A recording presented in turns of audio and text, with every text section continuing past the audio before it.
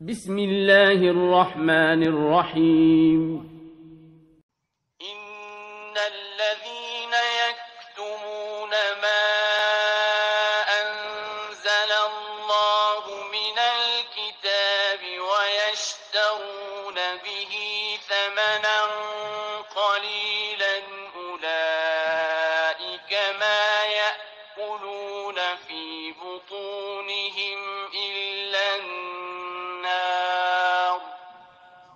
ولا يكلمهم الله يوم القيامة ولا يزكيهم ولهم عذاب أليم.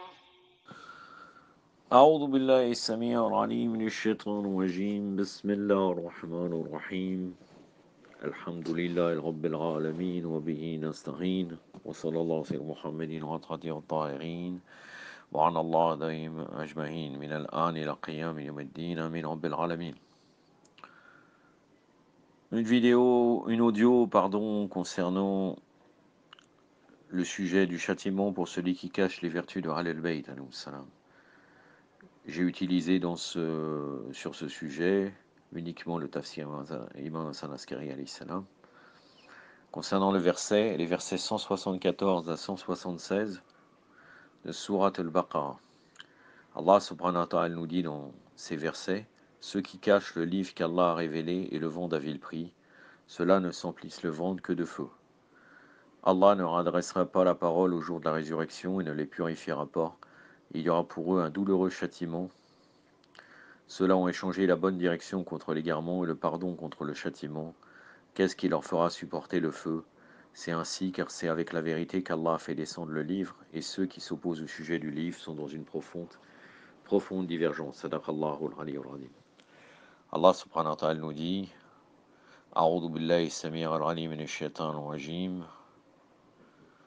Innal ladina yaktumuna ma anzala Allah min al-kitab ويستعون بما به ثمن القليل أولئك ما يأكلون في بطونهم إلى النار ولا يكلم الله يوم القيامة ولا يزكيهم ولهم عذاب العليم أولئك الذين استغوا دلالة بالهدى والعذاب بالمغفرة فما أصبرهم على النار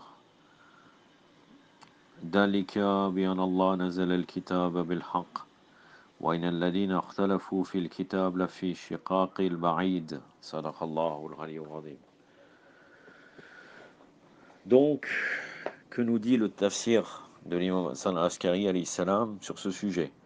L'imam al-Askari alayhi salam a dit: Allah dit en décrivant les caractéristiques de ceux qui dissimulent nos vertus, c'est-à-dire ceux des Ahlul Bayt, ceux qui cachent le livre qu'Allah a révélé, contenant la mention de la supériorité de Muhammad sallallahu alayhi wa sallam sur tous les prophètes et la supériorité de Ali alayhi salam sur tous ses successeurs. Et le vendent à vil prix. Ils dissimulent cela pour avoir des propriétés dans ce monde et également afin de contrôler les serviteurs ignorants d'Allah. Allah dit: ceux-là ne s'emplissent le ventre, ils s'emplissent le ventre jusqu'au jour du jugement, que de feu, au lieu du peu qu'ils ont pris du monde pour la dissimulation de la vérité. Allah ne adressera pas la parole au jour de la résurrection. Allah ne leur parlera pas d'une belle manière, mais leur parlera en les maudissant et les humiliant et dira: tu es un serviteur diabolique, qui a renversé mon ordre, a retardé celui que j'ai placé pour être le premier, et qui a placé d'abord celui que j'ai placé au fond, c'est-à-dire rejeté, et qui est devenu ami avec mes ennemis et qui était hostile à mes amis. Et ne les purifiera pas de leurs péchés, parce que les péchés fondent et disparaissent quand il y a la supériorité de Muhammad et d'Ali, salawatullah alayhima, et leur belle progéniture, alayhum salam ajma'in. Et si celle-ci n'est pas là, les péchés augmentent et leurs crimes sont multipliés et leur punition est plus grande. Il y aura pour eux un douloureux châtiment dans le feu. Ceux-là ont échangé la bonne direction contre l'égarement. Ils ont pris la direction des ténèbres à la place de la guidance et ont pris un endroit dans la maison de la destruction en échange de celle du bonheur dans la maison de la béatitude. Et le pardon contre le châtiment. Ils ont acheté la punition qu'ils méritent pour s'être liés d'amitié avec les ennemis d'Allah en échange du pardon qu'ils auraient reçu en se liant d'amitié avec les amis d'Allah. Qu'est-ce qui leur fera supporter le feu? Ce qui leur donnait l'audace d'accomplir des actes qui leur imposaient la punition de feu, c'est ainsi, c'est-à-dire ce châtiment qui était imposé à ceux qui, à cause de leur péché, les encourageaient à s'opposer à leur imam et au déclin de l'amitié du chef de la création d'Allah, après Muhammad sallallahu alayhi wa sallam, son prophète, son frère. Car c'est avec la vérité qu'Allah a révélé le livre, il a envoyé le livre promettant la punition à celui qui s'oppose au véridique et qui sont restés loin d'eux, et qui ont suivi des mauvaises personnes. Allah envoya le livre avec la vérité, avec la promesse de l'arrivée de la punition, il n'y aura aucune erreur en cela, et ceux qui s'opposent au sujet du livre, ils ne croient pas en ce livre, certains disent c'est de la sorcellerie, d'autres c'est de la poésie, d'autres c'est des contes, sont dans une profonde divergence, et en opposition, loin de la vérité, quand ils doutent de la vérité, leur perception les emporte dans la direction opposée. L'imam Ali ibn al-Hussein, al-Sajjad, quatrième imam, a dit, c'est la situation dans laquelle se trouvent ceux qui dissimulent nos vertus, combattent nos droits, se nomment avec nos noms, se titrent avec nos titres et aident ceux qui sont injustes envers nous en usurpant nos droits, en donnant la richesse à nos ennemis sans être sous taqiyya ou en danger de mort, ou pour sa fortune ou son statut. Craignez Allah, groupe de nos partisans, ne restez pas loin de nous quand il n'y a pas de taqiyya sur vous, et ne soyez pas avec nous quand la taqiyya vous en empêche.